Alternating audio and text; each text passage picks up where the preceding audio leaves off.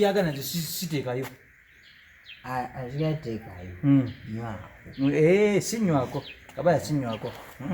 Kubanga nze bwe nteeberezaamu kati ekiri wano ndowooza owulira muliro. Mukubuuza ani yayimba luyimba owooza kojja wo yasobola okuyimba. Wama tugenda kyera mbuzi. Olwokuba sinywako. Olwokuba sinywako.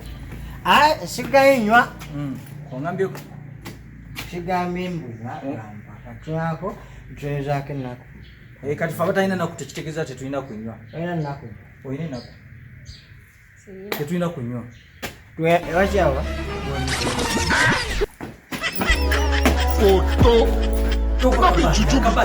Ani agudde? Gwe? Nti sinagwa. Ego. Kati kabaya ne bana. Excuse me, Chairman, can I enter?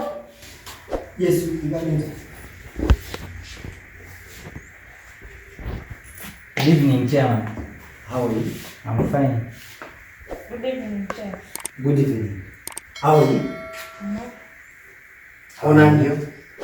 Ono mukwano gwange Kabaya tutwale tuze naye mbadde nzijja wali ne musanga kati nga tuze ku interview okufuna emirimu so kati nannemerako naye ayagala mulimu Chairman okusalawo nannemerako tujje naye. Ogambe yani? Kabaya. Kabaya. Ono yerabidde ekintu kimu. Kiri mu Uganda. Chairman si Muganda. Muganda wo mukwano gwe? Mukwano gwange Kyogere katule basi Muganda. Kabaya mukwano gwange. Kabaya kino ki? Dagala. Dagala. Dagala lyaki? Ya kabootongo. Kabootongo olina kunywa buli kaseera? Yali mungi. Nalwawo nga tebanaba kumuzuula. Nga ngira n'endwala. Abasawo ne bagamba nyweko buli kaseera nga nywako. So eryo ddagala? Musanze n'ebireediyo. None welibanga ddagala? Olaba oti tambulidde wali ojje otambula bulungi gently. Walk gently, you come here. Genda wali. Arrange si gently. Nobulira. Tambula genda. Ategeeza ekyagamye nti oli gentili ategeeza nti otambule bulungi. Manye nti no. Otambule bulungi. Genda ali ku mulyango obimalungi oyingira. Omulyango. N'ediyo yayo tambula nayo genda nayo. Ediyo yo otambula nayo. Obadde owuliriza muziki. Kati jangu. Gently. Komawo tambula bulungi nga totagala. Tambula. Photo. Kabi juju. Kabaya. Yes. Tukyali ku ddagala oba? Dagala. Tukyali ku ddagala buli kuwala. Walaji. Omanywa. Dino dagala. Simol onanyo? Fena tetunywa. Fena nesiyo. Tetunywa. Fena tetunywa. Okay. Mbadde kyenje nywe. Kiri bweki? Exactly. Kyembadde njagala okubategeeza ekibadde kiri. One, bwe tuba tujja ku interview kino tukiyige leero. Office gy'oyingiramu sooka okunkone simula wakikoze bulungi. Mulana Alongo, you just entered. Like as if you entering the latrine. Kabaya, you just enter. You don't knock. Chairman. Ogambye office gyenyiramu yonna nkonkona. Osuka n'okonkona nga Photo. Kabi juju bida. ekyo tukitegedde. Ekyokubiri, olina okulinda oyo gw'osanze mu office n'akulaga eby'okola ki? Okutuula. Era si buli wamu nti otuula butuula. Ati Kabaya, akakubaako bintu byaffe ebiri mu office byose nabyo ng'okwotudde. Tekubadde nantera bintu. Kabaya, amateeka ga office kuno twakola ki? Kale kave Kuno. Kave kuno. Si buli ndebe. Kaba edagala ukabasa. Edagala liko awechi edagala. Edagala liko awechi. Mbadde kyenjenywe. Lina amaanyi mangi. Eddagala lina amaanyi mangi. Bw'obanga kyojo ogire onywe. Kati bwere dinako eddakiika ntono nnyo maaso awo. Ogenda kuteredde. Kisobola kubanga ntagala. Kisoboka. Si muganda wange. Si muganda wange? Mukwano gwange. Mukwano gwange. Kabaya si oli mukwano gwo? Sebo. Si muganda. Bayo oli mukwano gwange. Okay. Abantu abamu tusobola okwegaana bannaffe. Simon. Yes, chairman. Wasaba mulimu ki? Owa manager se. Mulwana. Yasaba gwayi. Owa manager.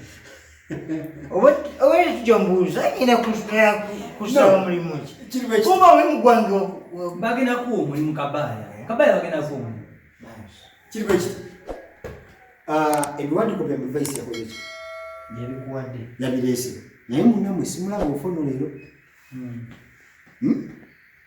Simulabye. Naye ebiwandiiko nakoze ki? Yabireese. Oze kola ki Kabaya? Oyagala ki? mulimu gwa manager. Oyagala ba manager? Ekifo kirabye kyogenda okubeera mu manager. Kati waba kyeya twali tujja mugala wange olwo egali si mugala twali tujja awo ekifo nga ndaba kirina bikibulamu kati manager nga nze ngamba ng'ompadde obwa manager. Obeera manager w'ekifo? Yes. Buli kintu kigenda kuba mulaala.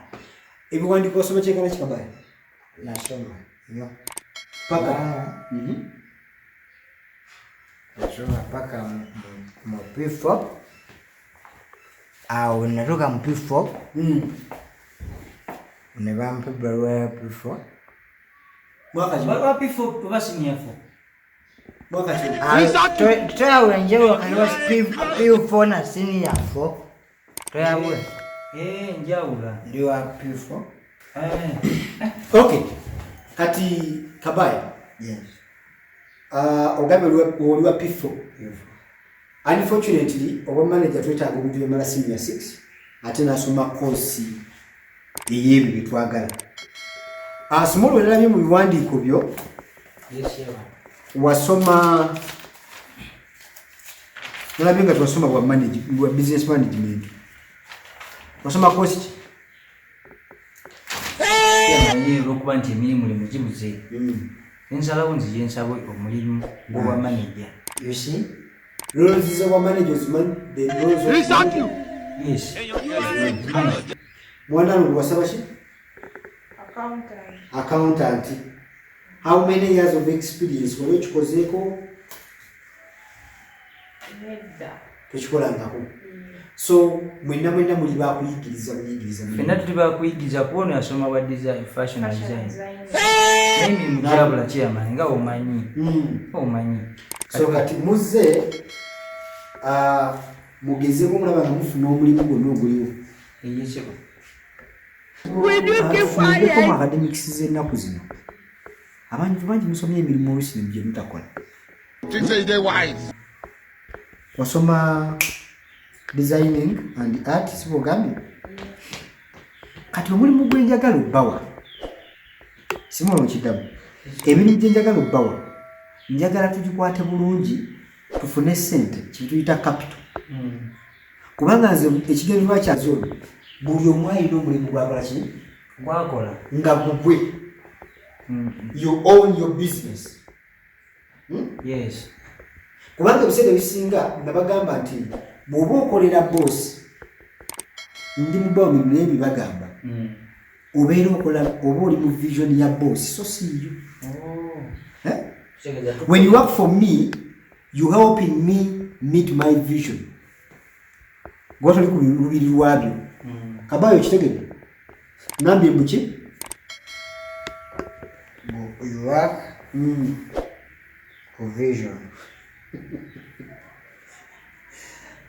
Simon, Yes. mutire mchengambi mu Luganda. Agambye Kabaya ngamba gwe nti bw'obanga gwe wasoma naye okukola omulimu gw'otaasoma ba n'okolera omulala oyambako kiyamana okutuukiriza ebiruubirirwa bye mu maaso so si ggwe bibyo kati atuwa emirimu tutandike okukola buli mwafune esente atandikewo omulimu ogw'ekyo kye wasoma. Kabaya wasoma ki kyagamba